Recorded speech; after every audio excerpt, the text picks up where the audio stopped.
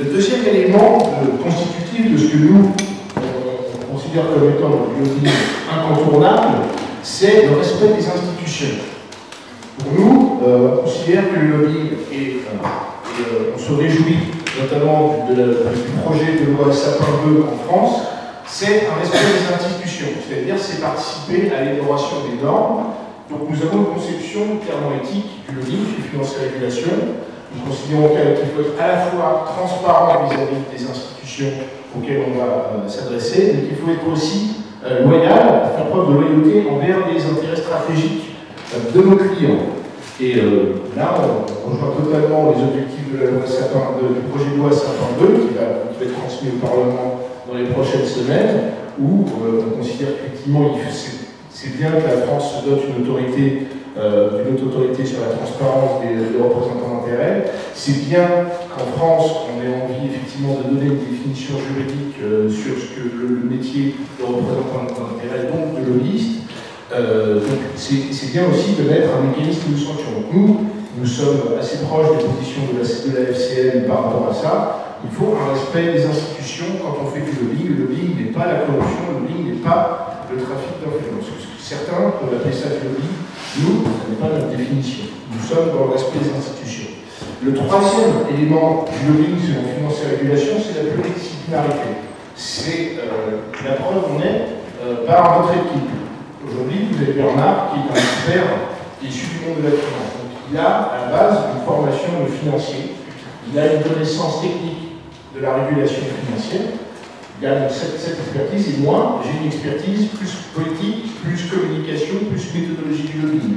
Donc nous considérons que le lobbying, dans le cadre de la cabinet de lobbying, c'est à la fois assembler différentes compétences, différents experts. Le lobbying n'est pas une idéologie, le lobbying n'est pas un mouvement politique, le lobbying n'est pas une secte, le lobbying est une méthode.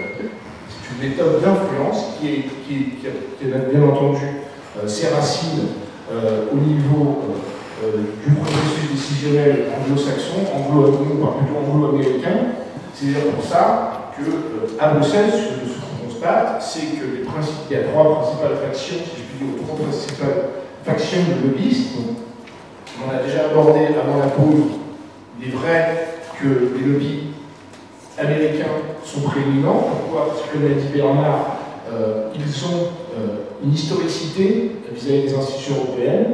Je ne vais pas dire que c'est eux qui ont créé l'Union européenne, ce serait excessif, mais c'est vrai qu'ils sont habitués à venir à Bruxelles. Ils ont une chambre de commerce, ils ont une AmCham à Bruxelles qui est très influente, qui organise régulièrement des débats, qui porte beaucoup auprès de la Commission européenne et des parlementaires européens. Ils ont aussi des intérêts particuliers à Bruxelles, puisque, comme vous le savez, Bruxelles aussi, il y a aussi le siège de l'OTAN qui est présent à Bruxelles. Pas très loin de Zaventem. C'est vrai. Les Belges qui sont sur la gauche pour nous confirmer. Donc, deuxième faction qui est puissante, et qui risque certainement l'été qui vient, c'est-à-dire le mois de juin qui vient, de changer en termes de poids politique à Bruxelles, sont les Britanniques. Les Britanniques sont extrêmement influents à Bruxelles, et comme vous avez pu le constater, la City a une voix qui porte sur les questions de régulation financière, mais pas seulement sur les questions de régulation financière. Les Anglais, les Britanniques, au sens large, pas seulement que les Anglais, mais jouent très bien le jeu du lobbying européen. Pourquoi? Parce que pour des raisons culturelles, et aussi, c'est assez paradoxal. Ils disent que les institutions européennes ne fonctionnent pas, mais pourtant, ils contribuent très bien au fonctionnement des institutions européennes. Comme vous voyez, certains Britanniques à Bruxelles. Mais ils sont très puissants. La troisième faction que j'ai observée, parce que c'est dans cette faction-là que j'ai un peu évolué au départ à Bruxelles, sont les Allemands. Les Allemands sont aussi de plus en plus puissants à Bruxelles, pour la simple et bonne raison qu'eux aussi, ils ont une vision assez fédéraliste de l'Union européenne. Pourquoi est-ce qu'ils ont cette vision fédéraliste? Comme pourrait l'avoir les Belges, les Néerlandais, les Luxembourgeois, c'est parce qu'ils ont des institutions qui ont un fonctionnement profondément fédéral. Donc pour eux, les Allemands, quand on est bavarois, on a déjà une représentation permanente, effectivement, à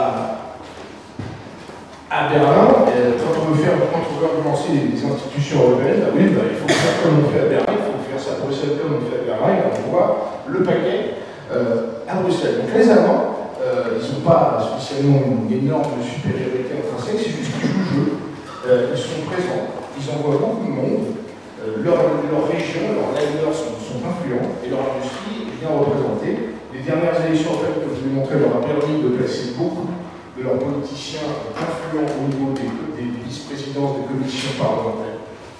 Donc voilà, nous, chez Financière Régulation, on considère que c'est une méthode, que ce n'est pas un mouvement, que ce n'est pas forcément non plus un domaine réservé des lobbies anglo-américains, mais que c'est aussi une méthode utilisée par les lobbies continentaux comme le font les Allemands. En ce qui concerne les lobbies français, à Bruxelles, ben oui, on constate que quand on rencontre par exemple l'attaché finance de la France à Bruxelles, et qu'on le rencontre, on nous dit ah, ça fait du bien parfois de rencontrer des Français parce que je vois plus d'Américains et d'Allemands dans le cadre des fonctions que des Français. Donc c'est continué, vous êtes sur la bonne voie, Financière Régulation, c'est pour une fois c'est pas pour une fois, mais je ne vois pas assez de représentants d'intérêts continentaux et français dans mon bureau ou dans la salle de réunion, et surtout aller voir tout le monde, faites comme les Américains, allez voir les eurodéputés de toutes les nationalités, allez voir tous les États membres, et faites porter votre message. Je vais continuer. Il y a sur le support papier, vous pouvez voir, donc je vous ai mis des classifications du lobbying, pour montrer que le lobbying n'est pas seulement présent au niveau normatif, mais aussi au niveau présent médiatique. Je ne vais pas développer cette psychologie du lobbying, c'est juste pour vous montrer que c'est une méthode qui ressemble aussi beaucoup au marketing. Pour nous, le lobbying, au niveau européen, c'est une capacité à se prendre particulièrement en amont du process. C'est-à-dire que quand on est en phase d'input, nous, ce qu'on appelle la phase d'input, c'est la phase où effectivement, au tout début de la phase de niveau 1, quand les gens de la Commission européenne vont créer un cadre de travail pour appeler la société civile à faire des contributions. Nous, on appelle ça la phase d'input. C'est la phase dans laquelle on a, en tant que lobbyiste, la marge de manœuvre la plus élevée. Et c'est souvent là souvent là que peut se faire la différence au niveau des propositions. C'est là, notamment dans les réponses de consultation organisées par la Commission européenne, que l'on voit, ces réponses sont transparentes, que l'on voit qui sont les plus influents, quels sont les lobbies qui ont le plus travaillé leurs réponses à la Commission européenne.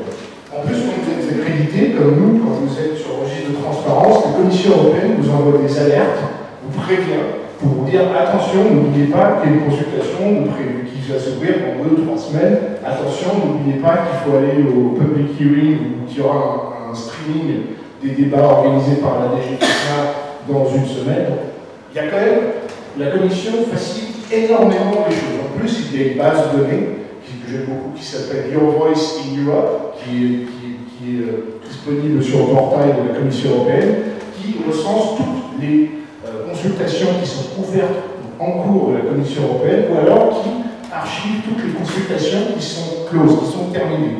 Et quand vous faites des recherches, quand vous voulez savoir quels sont les acteurs qui ont été influents sur tel ou tel sujet, c'est bien d'aller sur cette base de données parce que du coup, vous pouvez avoir accès aux argumentaires éventuellement de vos concurrents. Vous vous rendez compte que parfois, souvent, d'autres industries ou certains de vos concurrents se sont exprimés à votre place sur certains sujets. Ça peut arriver. Quand vous êtes accrédité, vous avez accès très rapidement à ces informations-là. Donc la phase d'input, c'est vraiment la phase où la Commission européenne et ses agences, souvent les agences en amont, vont créer des groupes de travail, de consultation pour que vous puissiez faire justement votre input et commencer à mettre dans la machine, dans ce que certains appelleraient cette bête à produire de la norme, de la matière première pour qu'on arrive en phase de output, où là, la Commission européenne va commencer à faire des propositions publiques qui vont être en ligne. C'est bien quand vous êtes en lobbyiste d'avoir déjà des propositions officielles avant qu'elles soient en ligne pour montrer que vous êtes très en avant possible. Pour ça, il vous faut aussi des contacts, un réseau, des sources au sein même de l'institution, matière dans laquelle les cabinets anglo-américains et aussi les journalistes politico et correctifs sont très très bons, c'est avoir des sources dans ces institutions européennes pour que vous connaissez déjà les drafts, les documents de travail qui sont dans les rails de la Commission européenne. Là, la phase d'output, c'est on commence déjà à transmettre la proposition au niveau du Parlement. Là, notre marge de manœuvre est plus réduite qu'en phase de output, mais vous pouvez toujours agir. Là, la phase d'output, on commence à avoir des débats au niveau du Parlement européen, au niveau interétatique, c'est le niveau du trilogue. On va progressivement converger vers ce qu'on appelle les mesures de niveau 3 et vers ce qu'on appelle l'implementation, le processus de mise en œuvre des réglementations européennes. Là, les acteurs clés au niveau de l'implementation, ça va être bien entendu encore la Commission européenne, mais ça va être aussi les États membres, puisque c'est eux qui vont mettre en œuvre les législations européennes. Donc là, au niveau européen, plus vous approchez de la mise en œuvre et plus votre marge de manœuvre est difficile. Et plus vous allez devoir vous tourner vers les États membres, tout en maintenant une puissante influence au niveau de la Commission européenne. En tant que lobbyiste, puisque vous soyez dans un cabinet continental ou anglo-américain, la première question à laquelle vous devez répondre auprès de vos clients, vis-à-vis à la lumière de leur business model, c'est combien de temps vous reste-t-il par rapport à leur sujet, où est-ce qu'on en est au niveau du processus décisionnel, c'est déjà avoir une vision de l'agenda, du timing, ok, il vous reste 3 mois, où vous êtes bien, la Commission européenne va ouvrir une consultation dans 2 mois, donc commencez déjà à vous essayer de vous accompagner à préparer vos réponses au niveau des institutions européennes, et aussi, vu qu'on connaît et qu'on est présent sur le terrain à Bruxelles, on va vous cartographier les personnes qui vont travailler le plus possible. Donc c'est bien d'avoir un repère au niveau du temps, mais aussi dans l'espace, dans l'environnement institutionnel européen. Donc la veille est fondamentale quand on fait du lobbying, la veille politique, la veille presse, la veille au niveau des think tanks, c'est bien de connaître les gens de la position, mais c'est aussi très bien de connaître les think tanks influents, éventuellement aussi commencer à détecter les argumentaires des concurrents de nos clients. C'est aussi important, c'est bien d'avoir un message, un positionnement stratégique bien rodé au niveau de la Commission européenne, mais c'est aussi bien de pouvoir commencer à se préparer à des couvaches, si je puis dire, à des propositions qui vont être diamétralement opposées au business model de nos clients. Donc, nous, notre méthodologie, c'est taper au niveau opérationnel, au niveau des gens en charge des dossiers le plus tôt possible au niveau de la Commission ou des agences de la Commission européenne et auprès des personnes appropriées. Donc voilà pour ce qui est de la méthodologie du lobbying qui est appliquée partout, une bonne connaissance du terrain, une bonne connaissance de l'agenda. Je ne vais pas trop détailler sur la différence entre relations institutionnelles et communication d'influence. Si vous préférez, souvent dans les cabinets de lobbying, il y a des cabinets de lobbying qui sont très orientés pure relation institutionnelle et qui n'aiment pas trop la communication, et d'autres qui ont plus si je puis dire, une vitrine qui ressemble à une agence de communication, mais qui font aussi du lobbying, qui ont plus tendance à travailler sur le débat public, sur les réseaux sociaux. C'est ce qu'aux États-Unis on appelle la différence entre le lobbying grass-top et le lobbying grassroots. C'est-à-dire que le lobbying grass-top, pour influencer un décideur, vous allez passer par son assistant parlementaire, par son entourage, par les personnes qui sont en dessous dans cette hiérarchie. Là, vous êtes vraiment dans des relations institutionnelles, dans des rendez-vous one-to-one avec des décideurs, des assistants, des adjoints. Ou alors vous avez plus, on appelle la communication d'influence, le grassroots, où là vous allez commencer à faire, avec le même objectif qui va être d'influencer un décideur, commencer à mobiliser des leaders d'opinion, l'opinion publique, travailler sur les débats publics. Là, vous serez plus dans une logique de communication. Les réseaux sociaux ont considérablement modifié cette approche du lobbying. Maintenant, vous êtes obligé de faire au moins une veille sur les réseaux sociaux, même sur des sujets super techniques. Toutes les agences techniques dont on a parlé, ont leur compte Twitter, sont très productifs. La Commission européenne, vous êtes même à cartographier les comptes Twitter des personnes qui pourraient vous intéresser sur certains sujets. Ils développent de plus en plus des outils comme ça. Donc il y a une vraie volonté de transparence et les réseaux sociaux sont un terrain qui est le joue maintenant normal, incontournable pour travailler des stratégies de lobbying grassroots. Donc il y a trois types, si je puis dire, de volets d'armes, de méthodes, d'outils qui sont utilisés par les lobbyistes, vraiment dans une logique anglo-américaine. Vous avez ce qu'on appelle tout ce qui touche à l'intelligence, c'est la capacité à récolter des informations qui peuvent intéresser nos clients vis-à-vis de leur business model. Donc être capable de faire des cartographies, être capable de faire de la veille, d'avancer à donner une visibilité au niveau des forces politiques en présence, quelle est la procédure en cours, de combien de temps nos clients disposent. Donc ça c'est tout ce qui touche à l'intelligence, la récolte d'informations. Ensuite, la deuxième volet du métier et de la méthode des lobbies, ça va être tout ce qui va toucher à la stratégie. Donc là, ça va commencer à élaborer avec nos clients un plan d'influence, un public affairs plan, commencer à travailler les argumentaires, le message, le positionnement stratégique, politique de nos clients.